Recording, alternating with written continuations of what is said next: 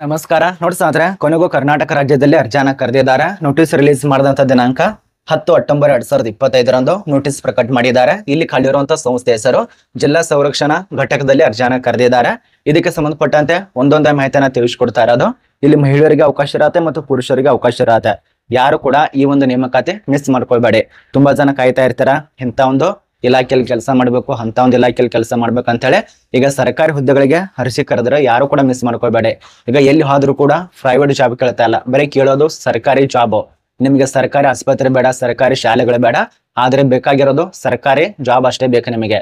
ಆದ ಕಾರಣ ಯಾರ್ಯಾರು ಓದ್ತಾ ಇದ್ದೀರಲ್ಲ ಕಷ್ಟಪಟ್ಟು ಇಂಥ ಒಂದು ಸಣ್ಣ ಪುಟ್ಟ ಪೋಸ್ಟ್ಗಳಿಗೆ ಅರ್ಜಿ ಸಲ್ಲಿಸಿ ಹುದ್ದೆಗಳನ್ನ ಪಡೆದುಕೊಳ್ಳಿ.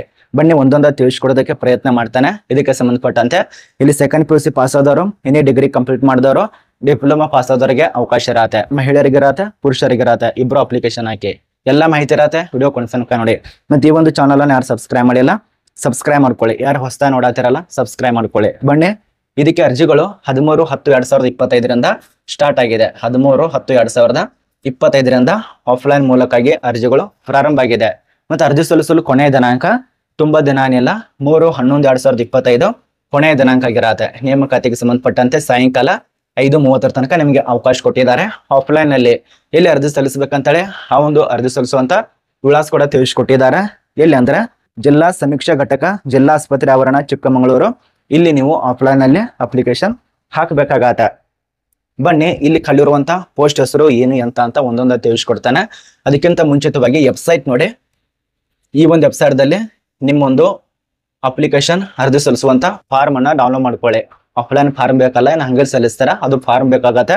ಆ ಒಂದು ಫಾರ್ಮ್ ಅನ್ನ ಡೌನ್ಲೋಡ್ ಮಾಡ್ಕೊಳ್ಳಿ. ಅಥವಾ ಇದೇ ವಿಡಿಯೋದಲ್ಲಿ ನಾನು ನಿಮಗೆ ಮುಂದ್ಗಡೆ ತಿಳಿಸ್ಕೊಟ್ಟಿದ್ದೀನಿ ಆ ಒಂದು ಫಾರ್ಮ್ ದಲ್ಲಿ ಏನೇನಿರತ್ತೆ, ಏನೆಲ್ಲ ತುಂಬೇಕಂತ ಹೇಳಿ. ವಿಡಿಯೋ ಕೊನೆ ತನಕ ನೋಡಿ. ಬನ್ನಿ, ಇಲ್ಲಿ ಹುದ್ದೆಗಳ ಬಗ್ಗೆ ಒಂದೊಂದ ತಿಳಿಸ್ಕೊಡ್ತಾನೆ.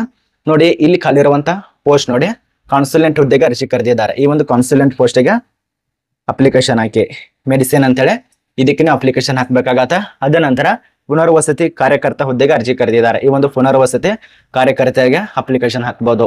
ಉದ್ಯೋಗ ತಜ್ಞರ ಹುದ್ದೆ ಇರತ್ತೆ. ಹಣಕಾಸು ಮತ್ತು ಲಾಜಿಸ್ಟ್ ಸಲಹೆಗಾರ ಹುದ್ದೆಗೆ ಅರ್ಜಿ ಕರೆದಿದ್ದಾರೆ. ಸಲಹೆಗಾರ ಪೋಸ್ಟ್ ಇರತ್ತೆ ಮತ್ತು ವೈದ್ಯಕೀಯ ಅಧಿಕಾರಿ ಪೋಸ್ಟ್ಗೆ ಅರ್ಜಿ ಕರೆದಿದ್ದಾರೆ. ಇಲ್ಲಿ ಕೊಟ್ಟಿದ್ದಾರೆ ನೋಡಿ.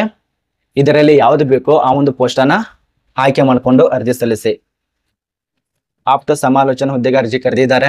ಅದರ ನಂತರ ಜಿಲ್ಲಾ ಹಣಕಾಸು ಲಾಜಿಸ್ಟ್ ಸಲಹೆಗಾರಿಗೆ ಪೋಸ್ಟ್ಗೆ ಅರ್ಜಿ ಕರೆದಿದ್ದಾರೆ. ಇದರಲ್ಲಿ ಯಾವ್ದು ಬೇಕೋ ಅದನ್ನ ನೋಡ್ಕೊಂಡು ಅಪ್ಲಿಕೇಶನ್ ಹಾಕಿ. ಇದಕ್ಕೆ ತಕ್ಕಂತೆ ರೂಲ್ಸ್ಗಳು ರೆಗ್ಯುಲೇಷನ್ ಇರಬೇಕಾಗತ್ತೆ. ಅಂದ್ರೆ ವಿದ್ಯಾರ್ಹತೆ ಈ ಒಂದು ಪೋಸ್ಟ್ಗಳಿಗೆ ಏನೇನು ಕೊಟ್ಟಿದಾರಲ್ಲ ಅದಕ್ಕೆ ತಕ್ಕಂತೆ ಇರಬೇಕಾಗತ್ತೆ. ಇಲ್ಲಿ ಖಾಲಿರುವಂತ ಮೊದಲನೇ ಪೋಸ್ಟ್ಗೆ ಏನಾಗಿರ್ಬೇಕಂದ್ರೆ ಕನ್ಸುಲೆಂಟ್ ಹುದ್ದೆಗಳಿಗೆ ಸಲಹೆಗಾರ ಪೋಸ್ಟ್ಗೆ ಸಂಬಂಧಪಟ್ಟಂತೆ ಟೋಟಲ್ ಆಗಿ 2 ಪೋಸ್ಟ್ ಇರತ್ತೆ. ಇಲ್ಲಿ ನಿಮಗೆ ರೋಸ್ಟರ್ ಬಿಂದು 1, 2 ಕೊಟ್ಟಿದ್ದಾರೆ. ಇಲ್ಲಿ ರೋಸ್ಟರ್ ಪದ್ಧತಿ ನೋಡಿ, ಪರಿಶಿಷ್ಟ ಜಾತಿ ವರ್ಗದವರಿಗೆ ಎದವರಿಗೆ ಪೋಸ್ಟ್ ಇರತ್ತೆ, ಸಾಮಾನ್ಯ ಅಭ್ಯರ್ಥಿಗಳಿಗೆ ಪೋಸ್ಟ್ ಇರತ್ತೆ. ಇನ್ನು ವಿದ್ಯಾರ್ಹತೆ ಈ ಒಂದು ನೇಮಕಾತಿಗೆ ಸಂಬಂಧಪಟ್ಟಂತೆ ಇಲ್ಲಿ MBBS ಕಂಪ್ಲೀಟ್ ಮಾಡಿದವರು, MD ಮುಗಿಸಿದವರು ಹಾಗೂ ಆಸ್ಪತ್ರೆಯಲ್ಲಿ ಕನಿಷ್ಠ 3 ವರ್ಷ ತನಕ ಕೆಲಸ ಮಾಡಿದ ಅನುಭವ ಬೇಕಾಗತ್ತೆ. ಅದೇ ರೀತಿಯಾಗಿ ಎಕ್ಸ್ಪೀರಿಯನ್ಸ್ ಕೇಳಿದಾರಲ್ಲ, ಇಲ್ಲಿ ವಯೋಮಿತಿಗೆ ಸಂಬಂಧಪಟ್ಟಂತೆ 50 ವರ್ಷ ತನಕ ನಿಮಗೆ ಗರಿಷ್ಠ ವಯೋಮಿತಿ ಇರಬೇಕು. ಇದು ಮೊದಲನೇ ಪೋಸ್ಟ್ಗೆ ಸಂಬಂಧಪಟ್ಟಂತೆ ಮಾಹಿತಿ. ಇನ್ನು ಕಾರ್ಯಕರ್ತರ ಹುದ್ದೆಗಳಿಗೆ ಟೋಟಲ್ ಆಗಿ 4 ಪೋಸ್ಟ್ ಇರತ್ತೆ. ಇದು ಮೊದಲನೇ ಪೋಸ್ಟ್, 2ನೇ ಪೋಸ್ಟ್, 3, 4 ಈ ರೀತಿಯಾಗಿ ಪರಿಶಿಷ್ಟ ಜಾತಿಯವರು ಅಪ್ಲಿಕೇಶನ್ ಹಾಕಿ. ಸಾಮಾನ್ಯ ವರ್ಗದವ್ರಿಗೆ ಅವಕಾಶ ಇರತ್ತೆ, ಪರಿಶಿಷ್ಟ ಪಂಗಡದವ್ರಿಗೆ, ಇನ್ನು ಮಹಿಳಾ ಅಭ್ಯರ್ಥಿಗೆ ಅವಕಾಶ ಇರತ್ತೆ. ಇಲ್ಲಿ ವಿದ್ಯಾರ್ಹತೆ ಸೆಕೆಂಡ್ PUC ಪಾಸ್ ಆಗಿರ್ಬೇಕು. ಅದ ನಂತರ ಸಮಾಂತರ ಕೂಡ ಅರ್ಹತೆ ಹೊಂದಿರಬೇಕು. ಅಥವಾ ನೀವೇನಾದ್ರೂ ಮಾನ್ಯತೆ ಪಡೆದ ಮಂಡಳಿ ಅಥವಾ ವಿಶ್ವವಿದ್ಯಾಲಯಗಳಿಂದ ತೆರಗಡೆ ಹೊಂದಿರಬೇಕಾಗತ್ತೆ. ಇಲ್ಲಿ ನಿಯಮಗಳಿಗೆ ಸಂಬಂಧಪಟ್ಟಂತೆ ಇಲ್ಲಿ ಅನುಭವ ಕೇಳಿಲ್ಲ ಇವರಿಗೆ, ಆದ್ರೆ ಅಥವಾ ಕೊಟ್ಟಿದಾರಲ್ಲ, ಇಲ್ಲಿ ನಿಮಗೆ 1 ವರ್ಷದಿಂದ 2 ವರ್ಷ ತನಕ ಪದವಿ ಕಂಪ್ಲೀಟ್ ಮಾಡಿದವರು, ಡಿಪ್ಲೊಮಾ ಪಾಸ್ ಆದವರು, ಅದರ ಜೊತೆಯಲ್ಲೇ 1 ವರ್ಷ 2 ವರ್ಷ ಅನುಭವ ಹೊಂದಿರ್ಬೇಕಂತೇಳಿ ನಿಯಮಗಳ ಪ್ರಕಾರ ಅರ್ಹತೆ ಕೊಟ್ಟಿದ್ದಾರೆ.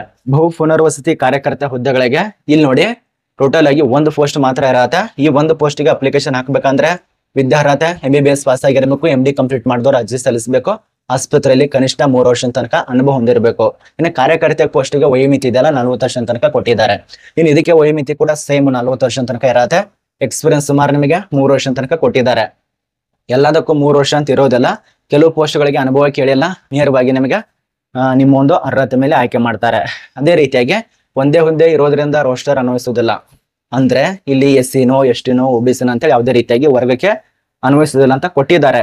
ಬಟ್ ಇಲ್ಲಿ ಹೋಗೋಣ ಗೊತ್ತಾಗತ್ತೆ ನಿಮ್ಮನ್ನ ಹಣ ಕೊಟ್ಟು ಆಯ್ಕೆ ಮಾಡ್ತಿದಾರ ಅಥವಾ ನಿಮ್ಮೊಂದು ಅರ್ಹತೆ ನೋಡ್ಕೊಂಡು ಆಯ್ಕೆ ಮಾಡ್ತಿದಾರ ಅಂತ ಹೇಳಿ ನೀವೆಲ್ಲ ಚೆಕ್ ಮಾಡ್ಬೇಕಾಗತ್ತೆ. ಹಂಗೆ ಹೋಗಿ ಅಲ್ಲಿ ಅವ್ರು ತಗೋತಿದ್ದಾರೆ ಇವ್ರು ತಗೋತಿದ್ದಾರೆ ಡಾಕ್ಯುಮೆಂಟ್ಸ್ ಕೊಟ್ಟು ಹಂಗೆ ಬರಬೇಡಿ.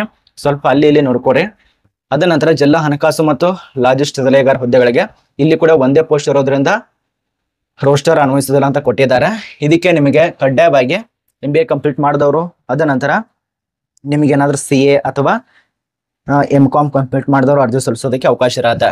ಇಲ್ಲಿ ನಿಮಗೆ 3 ವರ್ಷದ ತನಕ ಅನುಭವ ಕೂಡ ಹೊಂದಿರಬೇಕಾಗತ್ತೆ. 40 ವರ್ಷ ಗರಿಷ್ಠ ವಯಸ್ಸು ಇರಬೇಕಾಗತ್ತೆ. ಅದ ನಂತರ ಈ ಒಂದು ಆಪ್ತ ಸಮಾಲೋಚಕರ ಹುದ್ದೆಗಳಿಗೆ ಒಂದು ಪೋಸ್ಟ್ ಇರತ್ತೆ, ಅದು ಪರಿಶಿಷ್ಟ ಜಾತಿ ಪ್ರವರ್ಗ 1ಕ್ಕೆ ಇರತ್ತೆ. ಇಲ್ಲಿ ವಿದ್ಯಾರ್ಹತೆ ವಿಜ್ಞಾನ ವಿಷಯದಲ್ಲಿ ಪದವಿ, ಆಪ್ತ ಸಲಹೆ ಅಥವಾ ಆರೋಗ್ಯ ಶಿಕ್ಷಣ, ಸಾಮೂಹಿಕ ಸಂವಹನದಲ್ಲಿ ಪದವಿ, ಡಿಪ್ಲೊಮಾ ಅವರಿಗೆ ಸಂಬಂಧಪಟ್ಟಂತೆ ಹೆಚ್ಚಿನ ಆದ್ಯತೆ ಕೊಡ್ತಾರೆ. ಇದೆಲ್ಲ ಪಾಸ್ ಆಗಿರಬೇಕು. 2 ವರ್ಷದ ತನಕ ಅನುಭವ ಕೇಳಿದ್ದಾರೆ. ವಯೋಮಿತಿ ಇದೆಲ್ಲ 40 ವರ್ಷ. ಇನ್ನು ಕೊನೆಯ ಪೋಸ್ಟ್ ಅಂದ್ರೆ ಈ ಒಂದು ವೈದ್ಯರು ಸಲಹೆಗಾರ ಪೋಸ್ಟ್ಗೆ ಸಂಬಂಧಪಟ್ಟಂತೆ ಇದಿರಲ್ಲ, ಸಲಹೆಗಾರ ಪೋಸ್ಟ್, ಈ ಒಂದು ವೈದ್ಯರ ಪೋಸ್ಟ್ ಇದೆಯಲ್ಲ, 2 ಪೋಸ್ಟ್ ಇರತ್ತೆ. ಇದರಲ್ಲಿ ಪರಿಶಿಷ್ಟ ಜಾತಿಯವರಿಗೆ ಎದವರಿಗೆ ಪ್ರವರ್ಗ ಎ, ಅದ ನಂತರ ಸಾಮಾನ್ಯ ಅಭ್ಯರ್ಥಿಗೆ ಎಷ್ಟಿರಬೇಕಂದ್ರೆ ಇಲ್ಲಿ MBBS ಪಾಸ್ ಆಗಿರಬೇಕು. ಅದ ನಂತರ ಆದ್ಯತೆ ಮೆಡಿಸಿನ್ದವರಿಗೆ, ಅದೇ ರೀತಿ ಡಿಪ್ಲೊಮಾ, ಸ್ನಾತಕೋತ್ತರ ಪದವಿ, ಡಿಪ್ಲೊಮಾ 1 ವರ್ಷದ ತನಕ ಕೆಲಸ ಮಾಡಿದಂತ ಅನುಭವ, ಗರಿಷ್ಠ ವಯೋಮಿತಿ 40. ಈ ರೀತಿಯಾಗಿ ಈ ಒಂದು ಪೋಸ್ಟ್ ಬಗ್ಗೆ ನಿಮ್ಗೆಲ್ಲಾ ಮಾಹಿತಿ ಅರ್ಥ ಆಗಿರಬೇಕು.